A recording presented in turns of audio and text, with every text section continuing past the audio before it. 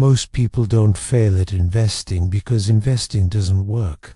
They fail because they quit right before it starts working. There's a moment in almost every investor's life, a quiet one with no crash, no headline, no warning. Just you opening your account and looking at the number. You stare at it for a few seconds, and then the thought appears. I've been doing this for years. Why does this still feel so small? That single thought is where most wealth quietly dies. Not in a recession or a bad stock, but in that silent doubt that creeps in slowly. Because in that moment, people don't usually quit. They do something worse. They lose trust in the process.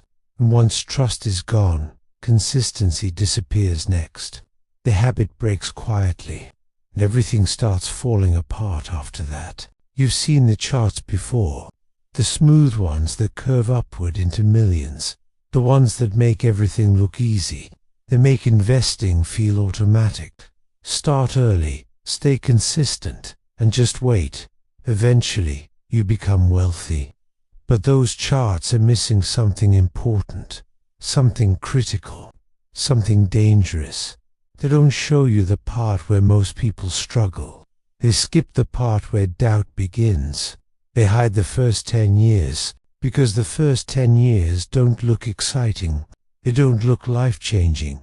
They look slow and disappointing. Let's talk honestly with real numbers. You invest $50 a month and stay consistent. You do this for 10 full years.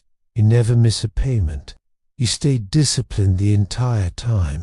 And after a decade, you check your balance. It shows around $9,000, and most of that money is yours. Not growth, not magic, just your own effort. Now stretch this to 30 years. You continued the same behavior without stopping. You end up with around $70,000. 30 years of discipline, and it still doesn't feel like freedom. That's where people get it wrong. They think investing failed. But it didn't fail. You're not behind. You're just too early in the process. Investing has two phases that almost nobody explains. Phase 1 is where you do all the work. Phase 2 is where your money takes over. In Phase 1, your contributions dominate everything. Growth feels invisible and progress feels slow. Motivation becomes difficult to maintain. In Phase 2, returns start beating your contributions. Growth becomes visible and momentum builds. It finally starts to feel worth it.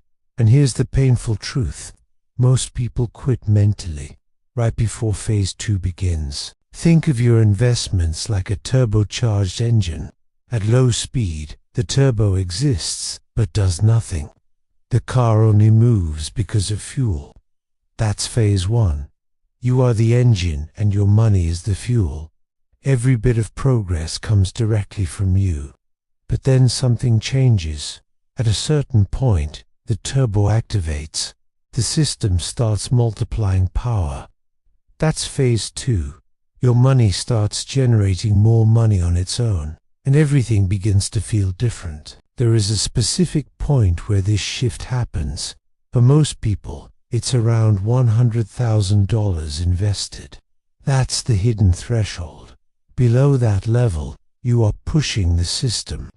Above that level, the system starts pushing you. That's where momentum begins. If your contributions stay too small, you may never reach that point early enough. And that's what most people don't realize. Time alone isn't enough. Let's simplify everything with basic math. 3 people invest for 30 years. All get the same 8% return. The only difference is how much they invest monthly. One invests $50, another $200, and the third $400. That's it. After 30 years, the results are completely different. $70,000 versus $300,000 versus $600,000. Same strategy, different outcome. Only one variable changed, input, and that one variable changed their entire future. But here's the trap. When progress feels slow, people don't increase input. They try to increase returns. They chase hot stocks and crypto hype. They follow trends and next big thing ideas because it feels smarter. But it's not smarter. It's emotional, and it usually leads to worse outcomes. Let's compare again. $200 a month at 8% becomes about $36,000 in 10 years. Now imagine doubling returns to 16%. You get around $52,000. Sounds good at first, but the risk and stress are much higher. Now increase contribution instead. $350 a month gives around $64,000. No stress, no guessing, just more input. That's the real truth. In phase 1, returns are not your problem. Contributions are. Because small balances don't generate meaningful growth. 8% of $10,000 feels small. 8% of $100,000 feels real. Same percentage, completely different impact. And that's why early investing feels frustrating. Your brain expects feedback. Effort should lead to visible results. But investing doesn't work that way at first. You'll put in effort and see almost nothing. So your brain thinks it's not working, even when it is. The biggest mistake isn't losing money. It's not market crashes. It's switching strategies too early. You go from consistency to experimenting, from investing to trading, and everything changes. Now you're no longer building wealth, you're chasing it, and that rarely ends well. Imagine someone investing $150 a month. They stay consistent for 8 years.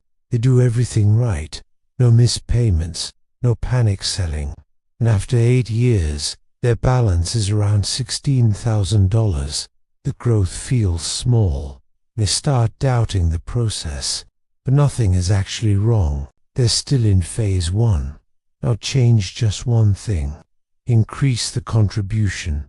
At $400 a month, the outcome triples. At $600 a month, it changes their entire life.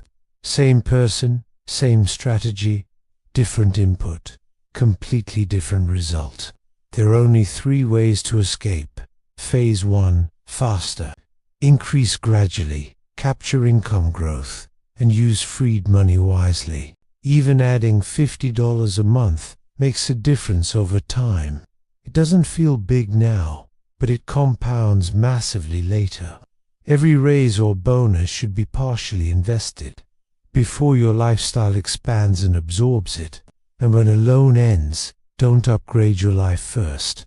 Upgrade your future first. That's where the real shift happens. The most important years are not the last ones. They're the first ones. That's where compounding has the most time. $1 invested today can be worth many times more than $1 invested later. Time is the real multiplier. Every delay is more expensive than it looks. Even small delays compound into large losses. Start small is good advice, but staying small is not. That's where people get stuck. Start small to begin, then grow aggressively when possible. That's how you reach the threshold, because the real goal is simple. Cross that point where momentum begins. Everything changes after that. Growth starts feeling real, progress becomes visible, and the system finally works for you. Your money starts working harder than you do, and that's when investing finally makes sense. But here's the truth most people never accept. By the time it starts working, they've already quit.